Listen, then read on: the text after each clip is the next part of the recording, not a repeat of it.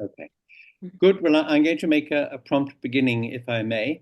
So we're gathered this evening to talk about the fact that authoritarianism is very much on the rise across the planet and putting pressure on our democracies, which are in a more fragile state than they have been for some time because of disaffection from within and pressures from without.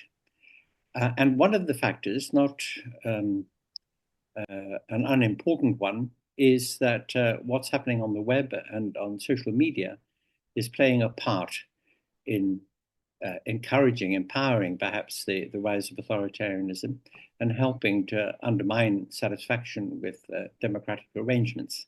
And that is going to be the theme of our discussion tonight. And I want to introduce my guests on the panel. We're a very, very distinguished set of guests. There's Professor Amanda Sloat, who is the Professor of Practice in the School of Politics, Economics, and Global Affairs at IE University in Madrid. Amanda was formerly a special assistant to President Biden in the White House, and she was the Senior Director for Europe at the National Security Council in the US. Before that, she worked on European policy in the State Department in Washington and in Congress. Dr. Julia Ebner is a researcher in radicalization, extremism, and terrorism studies at the University of Oxford, Kaleva Center, and the Center for the Study of Social Cohesion.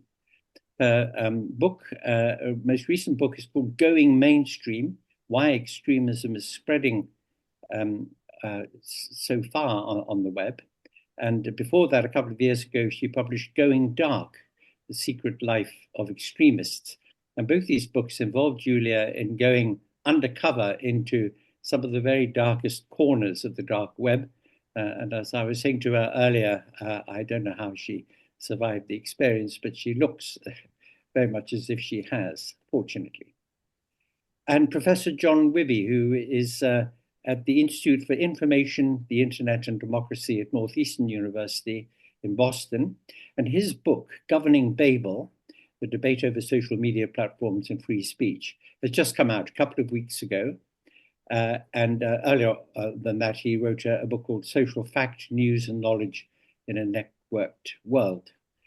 I should mention that along with Julia and John, I've just had a book out this month called For the People, which is on the rise of authoritarianism and the threat that it poses to democratic arrangements. And it too includes some discussion of the role played by social media, in particular by the web in general, in this. And that is, as I say, what we're going to discuss. So what I would like to do is I'd like to ask Amanda to kick us off with some thoughts really about the situation that we are witnessing in our world today. Amanda. I will thank you very much for the invitation to join the panel. Thanks to all of you for tuning in.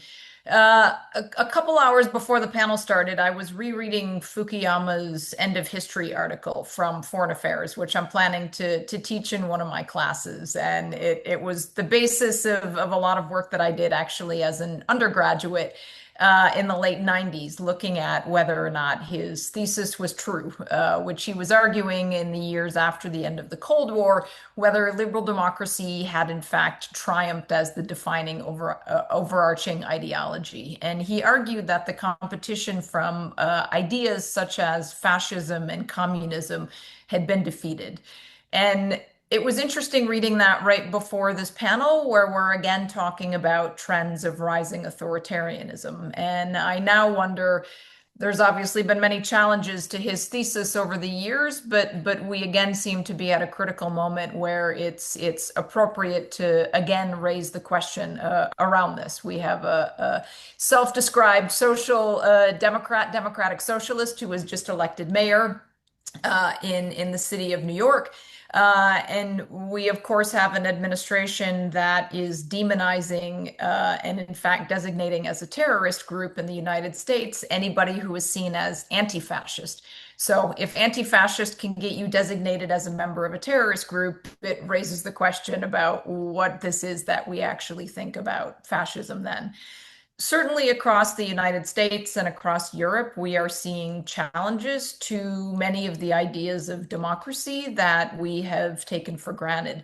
The United States, I think, has been a particularly stark case over the last year, where we are seeing challenges to free and fair elections.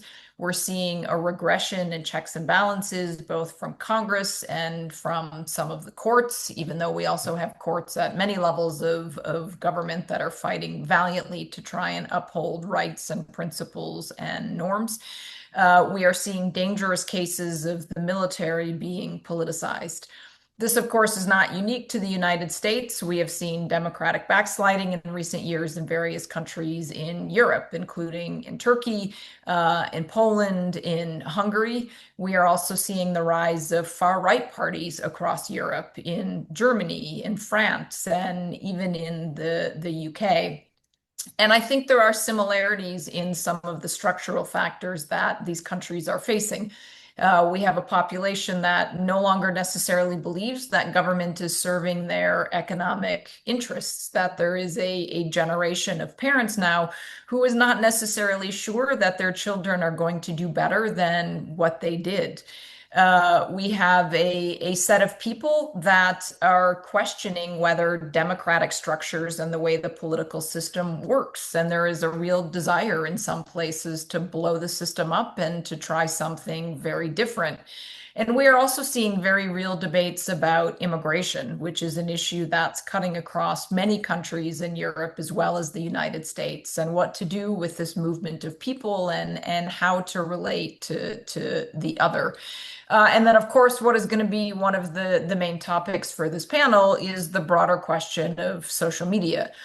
This certainly was not something that was a factor when Fukuyama was writing in the early and mid 90s.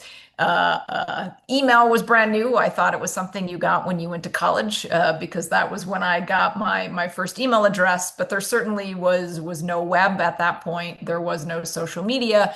And there was still a shared concept of truth and a shared concept of objective, reliable news. And that, I think, is one of the other important factors to look at. And you can talk about whether it's cause or effect with social media, but we no longer have a common set of facts that everybody agrees on which we can end up making our policy decisions based around. So, Anthony, let me leave it there as some opening thoughts on the broad context in which we find ourselves.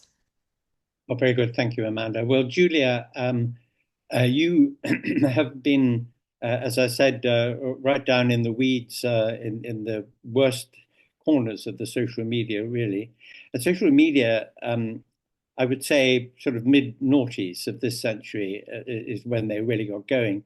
And therefore, if they are part of the cause of empowering this rightward shift, this shift towards authoritarianism, then it has been very quick. Absolutely. And I do think social media is key in this, although I wouldn't say it's necessarily the driver of the dynamics that we're seeing. I think there are some underlying drivers that relate to identity crisis, to very rapid technological change, but also the poly crisis that we've seen over the past few years, or I would say even since the 2008 financial and economic crisis, where we've had a series of crises. And of course, COVID was part of that, the COVID pandemic, but also the lasting economic and inflation crisis, as well as a security crisis with the conflicts in the Middle East and Ukraine especially. But it feels that there's an extremely strong uncertainty that could be exploited by extremist actors, as well as by far-right populist movements, and also by authoritarian leaders and strongmen, charismatic strongmen, who have been taking advantage of that. So I think it's the combination of that with technologies, and that includes, of course, social media, but now also most lately AI and all the vast possibilities that opens up for information manipulation with deepfakes and also text-based chatbots, LLMs feeding into this. So I think there's a huge amplification effect which goes beyond what we previously saw. Because looking back at history, it would be expected that in times of crisis, there is a spread of conspiracy myths, there's a spread of anti-minority resentment, and a rising level of mistrust in the political elites. That's something we've seen even during times of the plague, for example, which was, of course, a huge health crisis at the time. There were conspiracy myths about the Jews supposedly having poisoned the wells. So they were accused of spreading the plague, or creating the plague. The same was true for the times of the cholera, when conspiracy myths were circulating around doctors supposedly wanting to harvest the organs of the people who were dying, and also, again, having almost manufactured in a very similar type of narrative that we saw during the COVID pandemic. But I think what's really new to the picture is indeed the social media, the capabilities and the opportunities that very fringe actors, both domestic extremists in different countries as well as hostile state actors, have been given with the social media landscape, and how we are also tracking a lot of the information operations and psychological operations that really target, whether it's Europe or whether it's the United States, where it's all about destabilizing the country by driving some of the societal, divisive issues by driving those to tipping points where we're almost at a point of no return, where the levels of mistrust are so strong, affective polarization is so hypercharged that it's really difficult to go back from there. And perhaps to share a few last thoughts on what motivated me to go from going dark to going mainstream, was really seeing how some of these very fringe ideas that I saw 10 years ago in the darkest corners of the internet, as you said, when I was undercover with some of these also violent extremist groups or very extreme actors, more and more leak into mainstream discussions and also political discourse. They were more being echoed by people who sat in parliaments or by mass street protests. And that was something I found hugely concerning. And I do think the Capitol riots of January 6, 2021 were a turning point, where it seemed like there were just average Trump supporters who were very much ready to attack a democratic institution. And we saw that this was not an isolated case. So this also happened at a very similar point in time. There was an attempt to storm the German Reichstag, the parliament in Germany, just a few months before the Capitol riots happened, with exactly the same types of slogans, QAnon, conspiracy myths being held on banners and being held up, which very much were exactly echoing what the US kind of the rioters were then producing in terms of the propaganda as well. And the same was true for other countries, where we saw that there were attacks either being planned or also carried out on democratic institutions, including the storming of the Congress in Brazil, and some escalations that happened in front of the New Zealand Parliament. And this speaks to a wider dynamic, and I think it's really alarming to see that democratic backsliding, and also that desire for charismatic strongmen and the rise of authoritarian or quasi-authoritarian leaders across the globe. And the information system and social media certainly play a huge role in this. But I do think it's also the deeper psychological, I hope you can still see me. Somehow my view just vanished. The deeper psychological and identity dynamics that are playing a role in this. And just on a final remark, because I want to end on a very brief positive note, I also think that we are seeing incredible progress when it comes to understanding these identity dynamics that are fueling affective polarization or radicalization.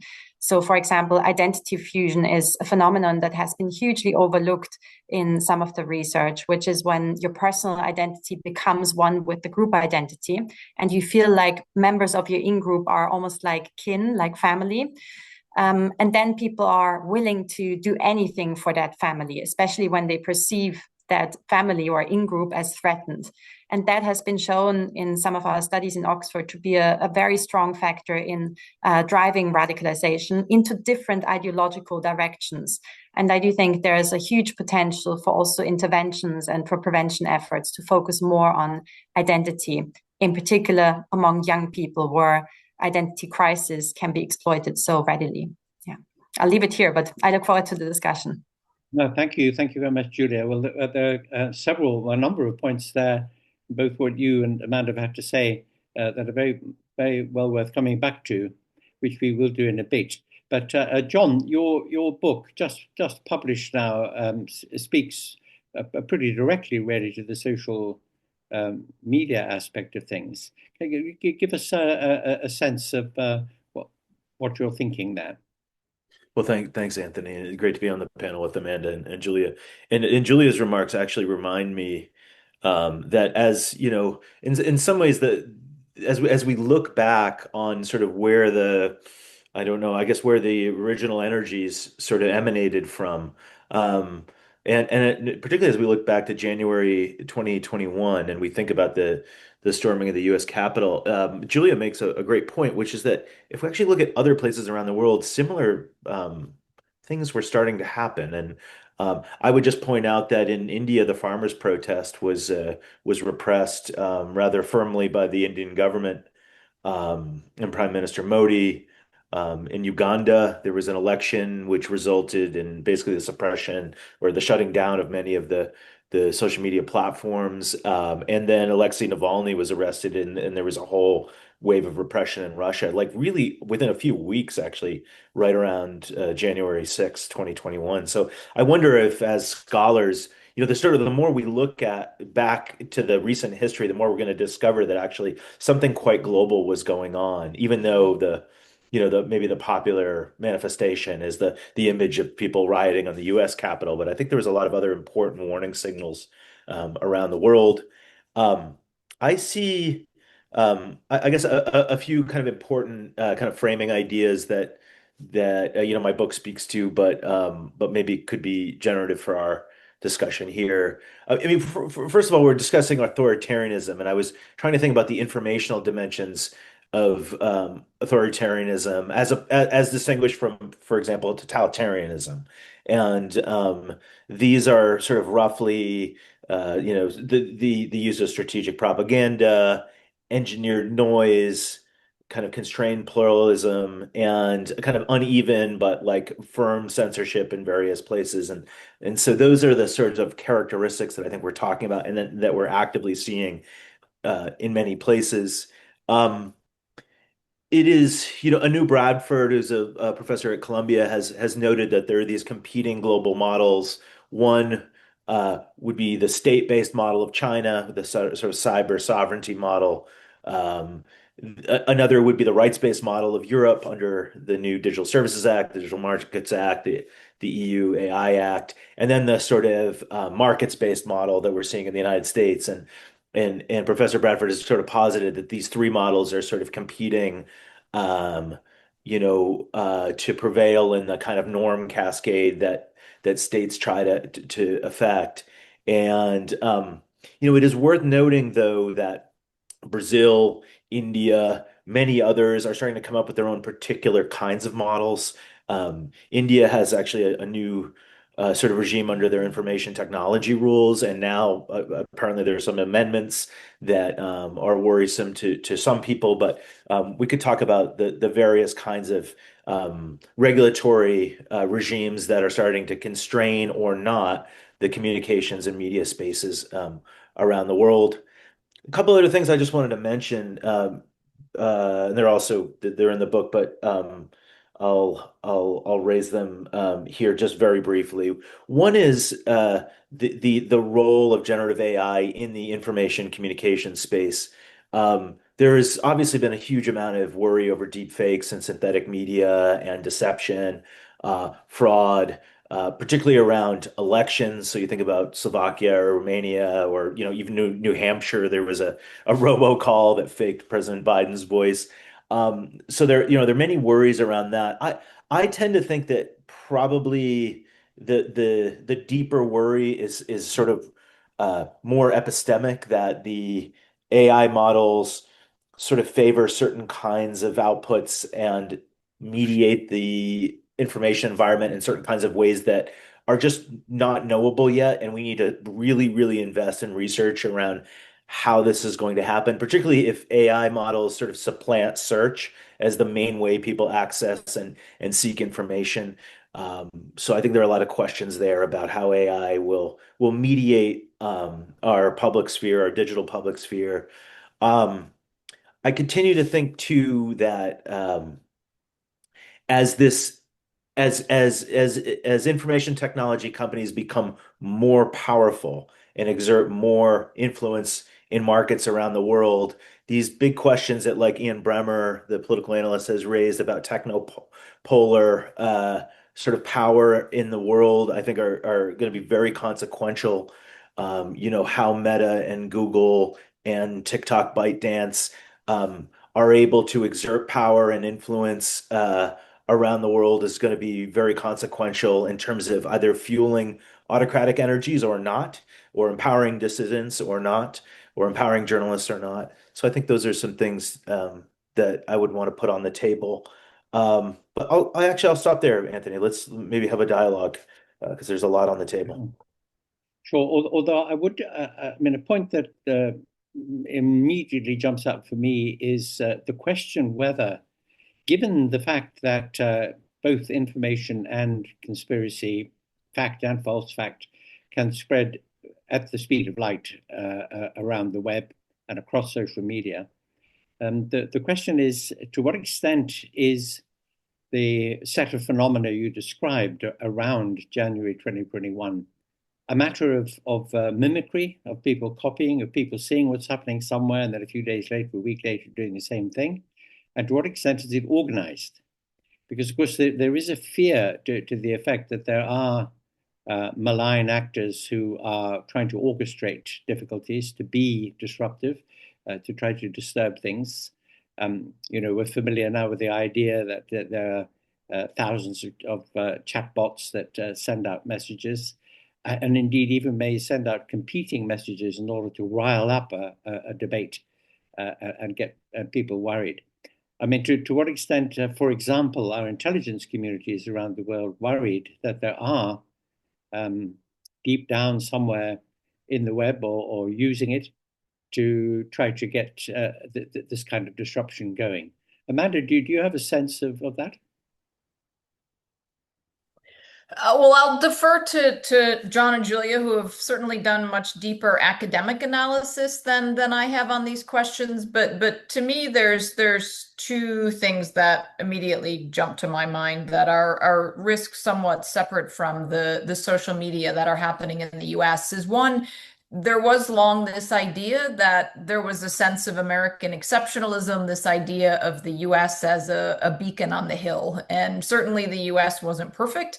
It made a lot of mistakes, but it also tried to discuss them openly and learn openly from them. And one of the concerns that I have about the democratic regression that we're seeing in the United States is that a lot of the language that has been used in the US is now starting to be used in other places. And Julia referred to this appeal of authoritarian strongmen. There very definitely is a pattern that we are seeing in the United States that we have seen in a number of countries, and certainly a lot of that pattern ends up involving the use of information. And certainly after President Trump started talking about fake news and talking about stolen elections, we started to see that language replicated by others in other countries where those themes and those ideas were never discussed in the past. Second is this question of foreign interference in elections. And so another thing I think that the US administration and the Trump administration has done that is quite dangerous is stopped a lot of the intelligence work that was happening on foreign interference. And in fact, there was political pressure on the intelligence community to revise past assessments that were made about foreign interference in the 2020 elections. And I think that's incredibly dangerous. Here in the European Union, there is increasing recognition of the importance of looking at foreign interference. The EU just last week announced its Democracy Shield, which is still quite a fledgling effort with a lot that remains to be fleshed out, but it at least is a recognition of the problem and an important step to be taken toward addressing it, both in terms of outright interference from political actors, including in the United States, to what's happening in Europe's democracy, as well as to things that we might be seeing at a more underlying level, either on the web or through chatbots or other technological disinformation. Julia, how do you see the balance between mimicry, on the one hand, and on the other hand, anything more suspicious, more organized? Yeah, I would say it is a hybrid threat, and there is certainly one aspect that is organic and where there is a copycat effect or a mimicry effect. And we also see that in some of the collective learning across the different extremist movements. So, for example, white supremacist movements here in the UK and also in Europe have very strongly adopted some of the tactics, social media tactics of the US movements, and vice versa. There has been some ideological inspiration coming out of the European Nouvelle Droite, the French New Right, where that, for example, the Great Replacement conspiracy myth or the idea of the white genocide has very much inspired the US alt-right and some of the US-based white supremacist movements. So there has been a cross-pollination, but that was mainly on an organic level happening among the domestic violent extremists. But then at the same time, there is certainly an influence from hostile state actors, which is very difficult to pin down and to trace. And that's often because some of their campaigns are either going through media amplification or through bots.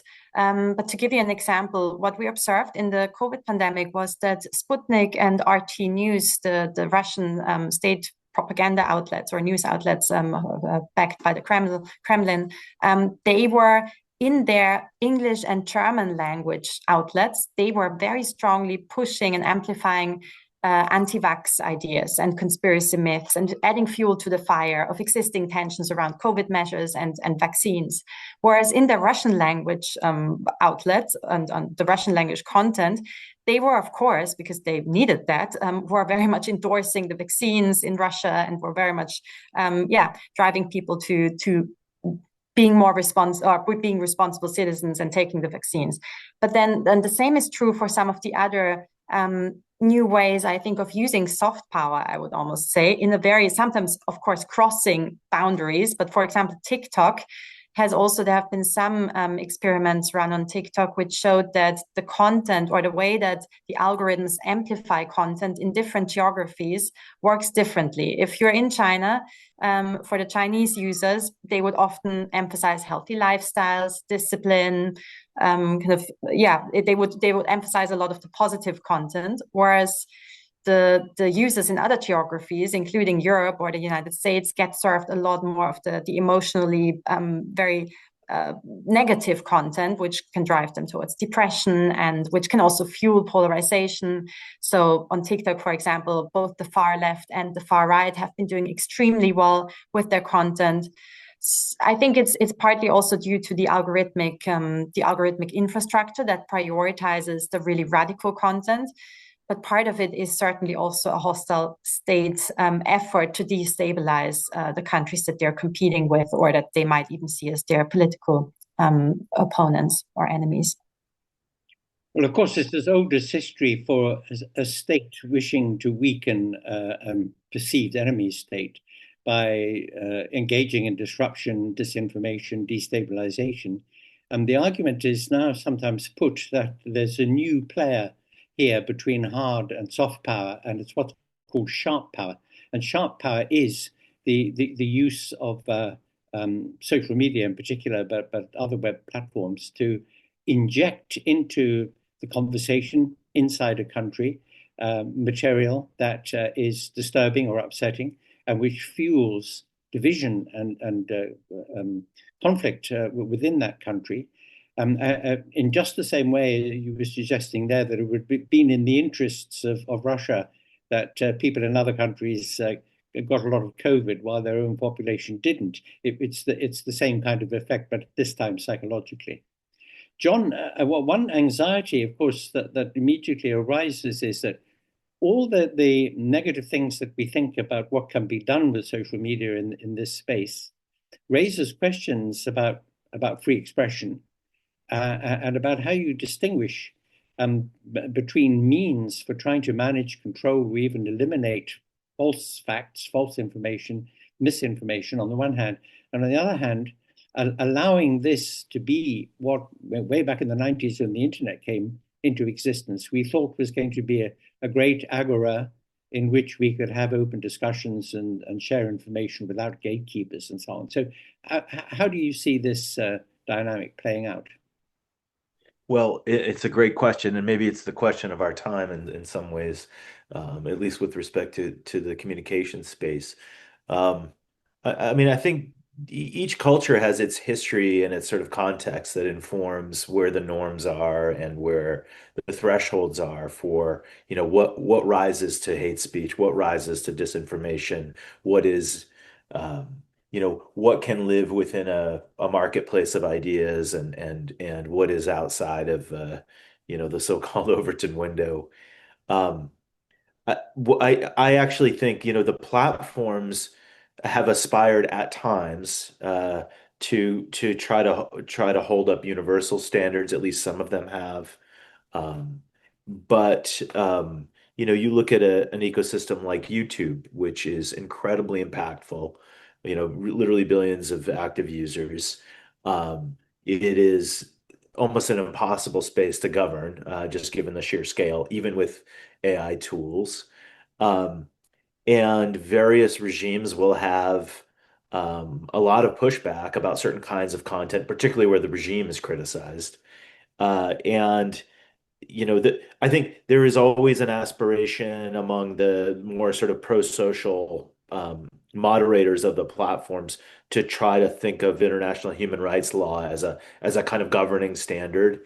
But they also have to admit that they respect national law and they have to take things down or suppress things in different places, whether it's a Turkey or a Brazil or an India or other places. And I mean, I think what's material here, and Amanda, alluded to this. I mean, without a strong, human rights focused um, regime in the United States pushing for positive global norms. I think a lot of countries are now on their heels, sort of casting about for different models that could help them keep things roughly in line, while also respecting, the democratic process. And I think what we've seen over and over again, though, is that, left to their own devices, many countries will start to favor more censorship and more repression because it favors the people in power. And so I think having this power vacuum, having this vacuum that is left by the United States is incredibly dangerous. And we will, I think, I think we will regret that we didn't exert more leadership at a time when many countries around the world are looking to us to figure out, like, how do we manage these huge global tech platforms? I mean, HQ is in California for many of the relevant platforms, and yet we really don't have a lot of answers in terms of this, the trade-offs, the sensible trade-offs that should come with, reasonable regulation. We just have nothing to offer the world right now, which I think, again, is a really dangerous situation. Amanda, the United States is always reluctant, and under different administrations, doesn't matter whether it's Democratic or GOP, has been very, very reluctant to be involved in international treaties or UN type conventions which impose international constraints in cases where it would inhibit activities by companies, corporations, acting out of the United States of America. A chief example of this is the United Nations Convention on the Law of the Sea, which the US is very reluctant to become party to, because that convention requires that since the oceans, the open oceans outside territorial waters, are what it calls common inheritance of mankind, that any profit or benefit which is got from exploitation of marine resources should be shared globally, countries without shorelines, countries without marine industries. And of course, this would be inhibiting, it would be a cost on private enterprise, which is engaged in that kind of activity. So that's a very natural inhibition. So when it comes to the web, when it comes to thinking in terms of some kind of international agreement about how people should behave on it, what the minimum standard should be, and how providers of platforms can be regulated, the prospect of the US, which, as John has just pointed out, of course, is the main place where it all emanates from. The prospect for that happening seems to be very dim.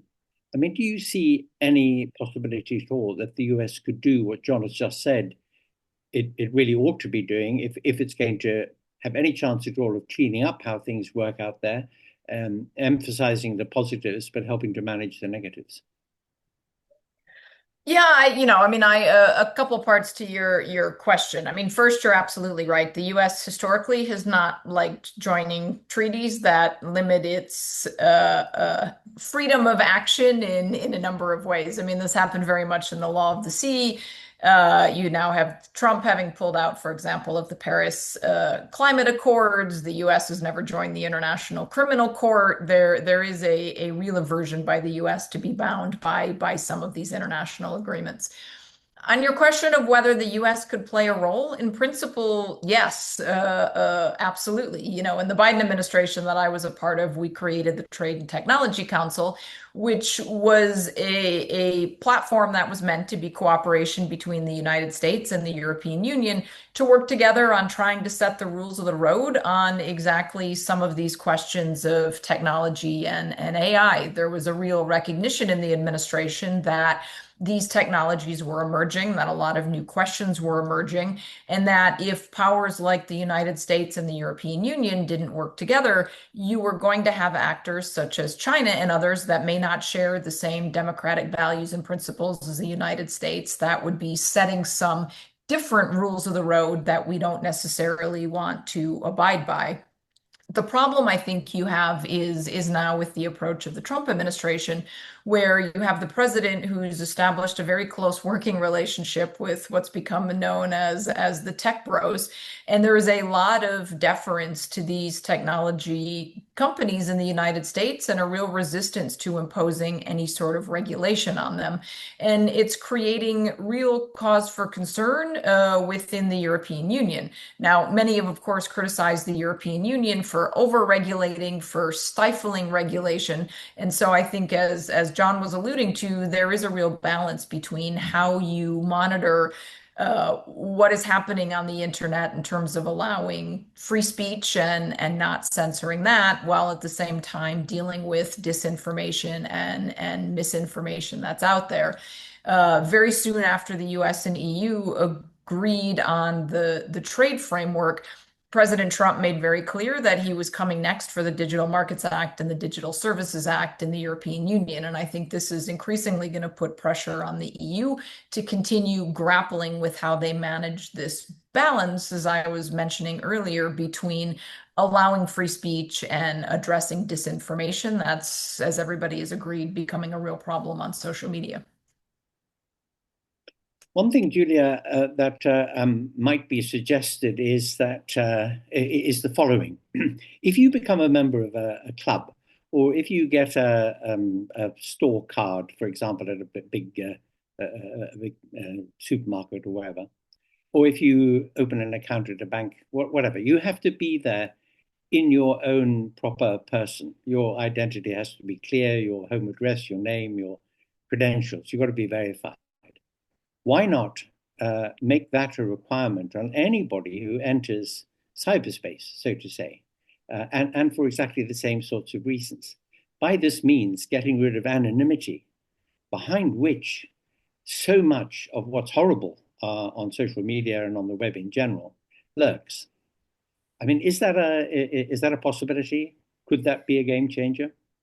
It it could be, and it has been, of course, discussed. I am afraid that now it's becoming less and less likely as we see a shift. As I think the social media firms are honestly going to be struggling in the coming years. There's now the latest research shows that there is a trend for fewer human users on social media platforms, more AI generated content on, of course, in the digital sphere or the social media sphere. The idea was always to have user driven content. And now this is more and more being overtaken by AI based content. And there might be a turning point now. I mean, I'm actually hoping for that for younger people, for example, and also older generations are increasingly leaving social media or becoming more passive, as in they're not posting as much.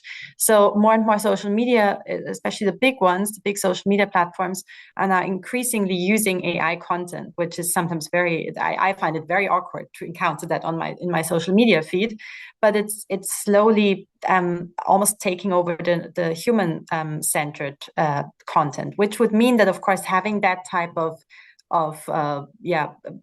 requirement on a platform to use your real identity would go very much against the interests of the big platforms, because that is also something that would help us get rid of bots and AI generated content or AI accounts essentially. So I'm quite afraid that it seems less and less feasible in general, and that there is a dynamic that also means that potentially the debate around regulation might be changing because of that trend. Because of course, the more the content is no longer human generated, user generated, the more it also means that we might have to treat platforms more like broadcasters if the content is really put out, curated by them, or is AI generated. Because essentially it's a shift towards more broadcasting or media type of format where users are just passively consuming it. Well, that's a really interesting point, actually, because broadcasting, like social media and the web in general, doesn't have borders. It crosses borders very easily. It can penetrate any way you want to beam it. So, is there a model, John, that could be adapted in a way from broadcasting to what happens on the web? Do you think that's the way to go? It's a really intriguing set of points from Julia. So thanks for raising those. And I've been speaking with some creators and others who are kind of on the front lines of this sort of dead internet theory directional trend that seems to be happening. And the idea is that the bots and the inauthentic content and the synthetic content in some ways just sort of wash over the traditional user generated, user powered web and bring about a wholesale change. I'll get to your question in a second, Anthony. But I mean, one of the things that I think is emerging is that first of all, for a while, the platform companies were very much interested in stifling what they called coordinated inauthentic behavior, these sort of bot farms and nets and whatnot. They were also very wary about synthetic content generally. And in the last few years, the pendulum has swung, and now they seem to be actively, particularly Meta, um, but YouTube as well, Google YouTube, they seem to be actively encouraging the use of AI in all of these different ways. And if you look at a TikTok, for example, they don't seem to be suppressing bots as much. And what I think is there's a kind of devil's bargain, which is that having some amount of bots operating in social space can actually gin up virality and excitement, and at least the ostensible appearance of like lots of engaging, exciting things happening. But if it's all predicated on some kind of like, you know, sort of empty robot army of engagement, there's a just a falsity to everything that's going on. Which anyway, I think the companies are sort of embracing, sort of riding the back of the tiger, so to speak here, and we will see if it indeed just turns everybody off. But to your question about regulation, and Julia's suggested it could become a kind of broadcast uh, paradigm emerging. I don't know. I mean, that we regulated broadcast with a policy rationale that there was scarcity, scarcity in the airwaves for radio and television. That certainly wouldn't apply, at least in the American context here, but there may need to be other forms of maybe a duty of care or some kind of, I've been talking about a response principle that might need to be imposed in order to kind of keep things roughly in line. But it's a really good question. Well, to get back more specifically to the authoritarianism question, of course, we've always had authoritarians with us. It's not as though this is a new phenomenon. On the contrary, many of the auguries, the indications that we see around us today are altogether too reminiscent of episodes in the not too distant past.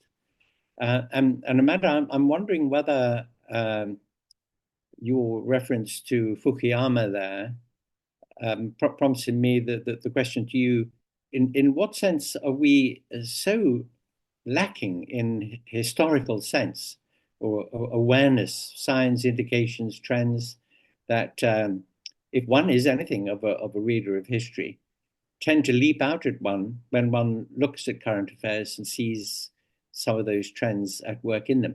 I mean, to what extent are we failing ourselves? What extent are our education systems not equipping us enough to be aware of these things, conscious of them enough for it to motivate the kind of response that would be more positive? Yeah, I mean it's a really interesting question, and I think Fukuyama in his book even talks about that, the idea of boredom and people liking to have a sense of competition. He points to sports as a much more constructive way of doing that, but I think there is a question in a number of countries whether there is a factor of boredom. People have very short attention spans. People like political leaders that are going to be new, that are very dynamic. Julia was making reference to very charismatic. And I think there also increasingly is a desire to blow the system up and to shake the system up. And certainly in Europe, and even from the perspective of the United States, you had a very long period here of two world wars. You had fascist leadership in Italy. You had a dictator here in Spain, where I am sitting. You had the Nazi regime in Germany. You had communism across Central and Eastern Europe. And there is a sense that some of these current generations may end up having very short memories and don't necessarily remember all of the problems that you had during the communist regime and during the fascist regime. Certainly, there is a lack of affinity for the transatlantic relationship and the merits of alliances and democracies working together in the way that they did in the past. And so I think in some of these countries, part of what has been appealing in some of these leaders is this idea that they're just going to blow up the system and they're going to do things very differently. And so I think the question for all of us who actually believe in the system is, what is it about the system that's not working for people that they feel the need to blow it up? And certainly I think short memories, perhaps lack of sufficient education about the problems in the past have been part of it. Then I think there's real economic challenges that a lot of people are facing. And when it's very difficult to put food on the table, to provide the necessities, to believe that your children are going to have a better quality of life, that's going to cause you to question the system and some of these immigration trends that we're seeing. And Julia, I think, also referred to identity politics and questions about how you identify with the other. But certainly, I think a diminution in civic education and teaching some of this is an important factor. The Germans, I think, have always done a very admirable job at being very honest about their history and ensuring that their students and their citizens are very aware of the history. And it is, for example, why Germany tends to have very strict rules around speech, because for them, they saw the dangers of doing that. And that's something that you now have the Trump administration, for example, example, criticizing in Germany. And it's a rather crazy situation where you have the State Department Human Rights Report dinging Germany on free speech more than El Salvador, which is ruled by a self-described dictator. And I think it's also dangerous the way you have a lot of whitewashing of history happening now in the United States and eliminating some of these very painful chapters of American history in terms of civil rights and the contribution of others, because I think it's really only, as you said, through learning and remembering our history that we have a hope of avoiding making some of these mistakes from the past. Indeed, yeah. Julia, on that point, Amanda just mentioned there, referencing what you said about identity in your opening remarks. And this point about people leaving social media being taken over by AI. Where are the people going? I mean, after all, in your remark about identity, you pointed out that being in a community online gives you that sense of belonging, as if you're in a family, and therefore you really sign up for that and you want to defend it if it's challenged and the rest of it. But if people are backing off from social media, in a way, that seems to kind of contradict that trend. That's very true. And there seem to be two trends going on here. So one is that indeed some people are leaving social media and the digital sphere altogether, or they try to. But then there's a separate trend, which is that more and more people go into the closed chat forums like Telegram, Discord, or into smaller, more intimate group settings, which is in a way, of course, giving you an even stronger form of identity, group identity and in-group bonding experience. And that's something that can also contribute further to radicalization. So I've been part of my monitoring work has also been to look at some of these closed chat groups, and you find some very extreme groups, of course, on Telegram, but also on gaming platforms like Discord. But then there is also, I also think that it's a bit of a polarizing trend where among certain age groups, there is not at all that tendency to leave social media, especially in the middle-aged, kind of in the middle-aged groups. Fewer people leave social media, but it seems that the youngest generations and also the older generations are tending in that direction. John is nodding. I hope you agree with what I just said. I do. Yeah, I absolutely do. I mean, one thing I've been thinking a lot about is how the social media sort of revolution, you think of Facebook in 2004 and then YouTube, Twitter, the iPhone, whatnot. It was really a youth driven revolution at at that moment. And there's a way in which the current kind of AI revolution, or whatever we want to call it, is not being sort of youth driven. In fact, I think there's a lot of evidence that young people are quite suspicious, anxious about the ways in which AI and AI slop is sort of overtaking their natural habitat, which is, Instagram Reels and YouTube Shorts and TikTok and whatnot. And so the slop phenomenon or the dead internet phenomenon is in some ways creating, I think, a great deal of sort of disenchantment among younger people. I also think that the narrative of potential job replacement and displacement is also weighing on that generation. But I think there is actually a danger for the platform companies that they will alienate the very group that they need to cultivate as they try to sort of lock in a new set of users that will be highly engaged there. But we'll see. And you even see that shift actually among the extremist groups. So, for example, some of the white nationalist movements, including in the United States and in the UK, the ones that are most successful now with the younger audiences, there have been a lot of headlines, maybe you've seen, about the active club networks. Are those groups that try to tap into hobby communities? Their motto is get active, get offline, get fit, have this brotherhood, this community of people. And then in a second step, it's all about the ideological indoctrination and some of the white supremacist ideologies. And they do coordinate on the chat groups, but a lot of what they do is then actually going back to nature, going to train, and it's tribe and train is part of their slogan, which is very much in that spirit, I think, and unfortunately quite successful with the youngest generations. I've never seen any extremist network grow so quickly like the Active Club networks in just the last year. They've really spread across the UK and other countries. That's remarkable. It kind of parallels what one reads about dating apps, people giving up on them and wanting to get back to in-person meetings and so forth. So this idea of getting people offline and out into IRL, isn't it? Into the real world is a really interesting idea.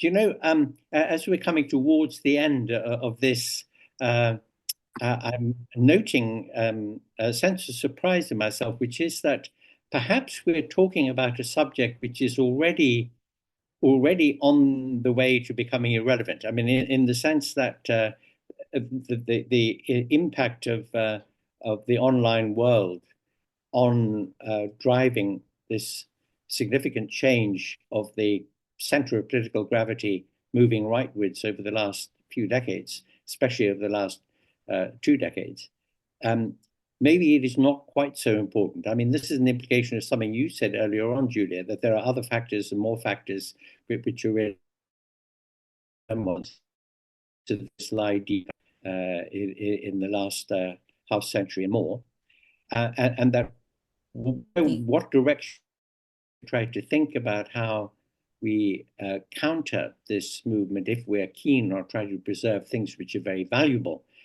in the democracies.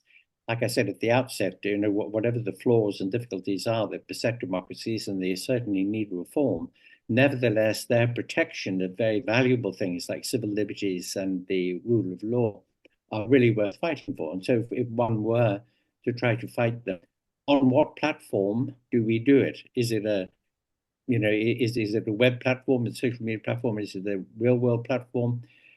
Are there still potentials for books that we write about these things to make a difference, or the print media? I mean, it's very difficult to know now where one is going to get most traction, where one is going to be able to amplify the voice that one wants to put out there into the conversation, try to have some effect.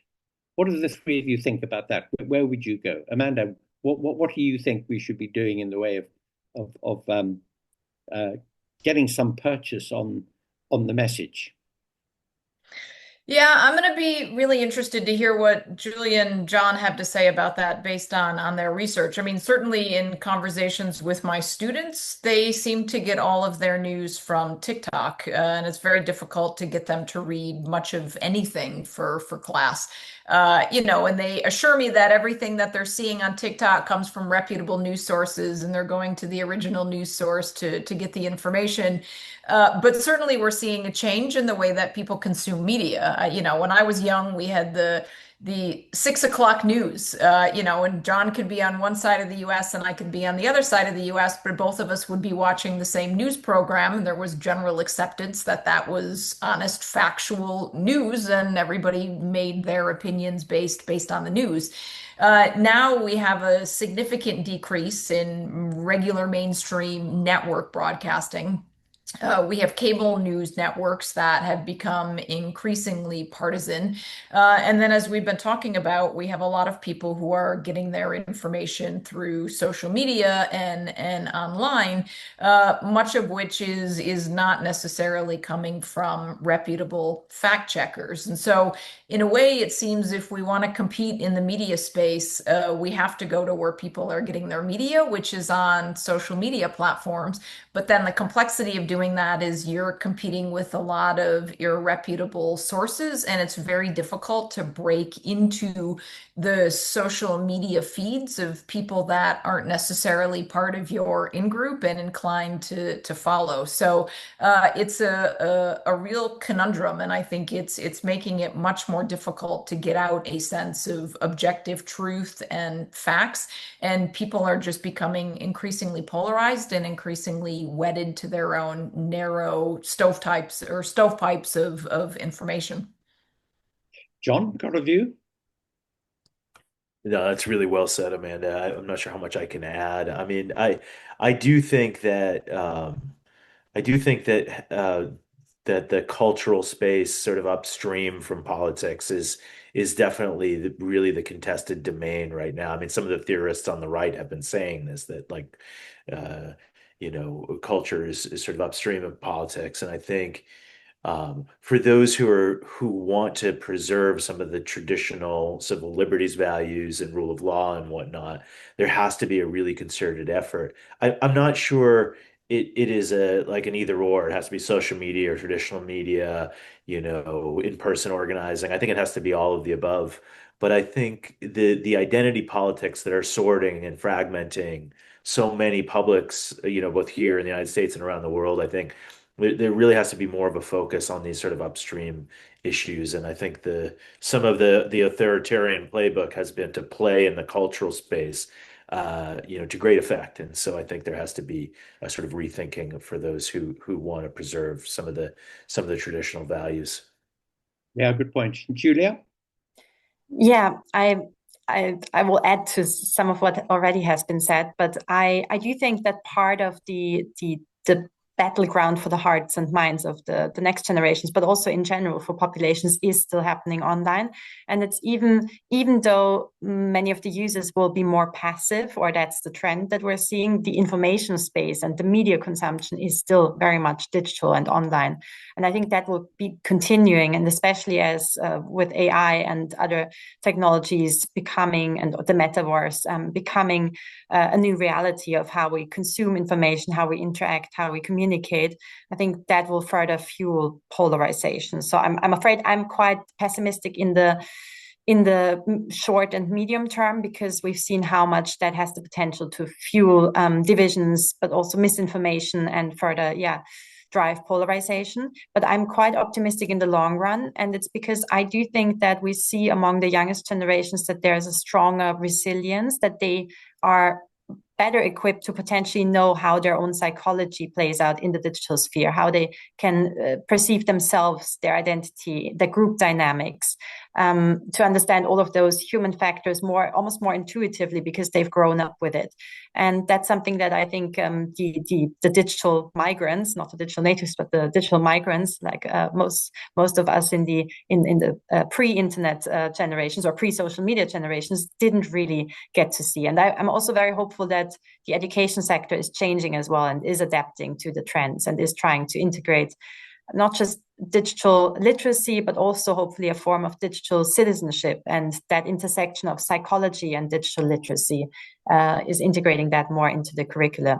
And finally, I also do think that there is unfortunately still quite a wide range of technologies that are being exploited, in particular by patrimonialist or authoritarian leaders.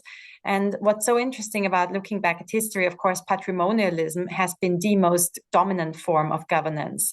And this form of institutionalism and not leader-centric governance is quite a new model, or that it's been so widespread. And I'm quite afraid that we have entered kind of the digital Middle Ages, where we see a return of those patrimonial leaders, and that's of course the path towards also authoritarian leaders. But I think the distinction is really key, because what we've seen is that undermining of trust in institutions and this anti-institutionalism that has been driving the way to patrimonial leaders and to authoritarianism in the end. So I'm just also very hopeful that we'll find solutions to these other technologies that are being exploited to further, in a way, help the leaders, these strongmen, project an ideal image of themselves and manipulate opinions about them. We see it from Modi in India, who builds a personality cult using technologies, to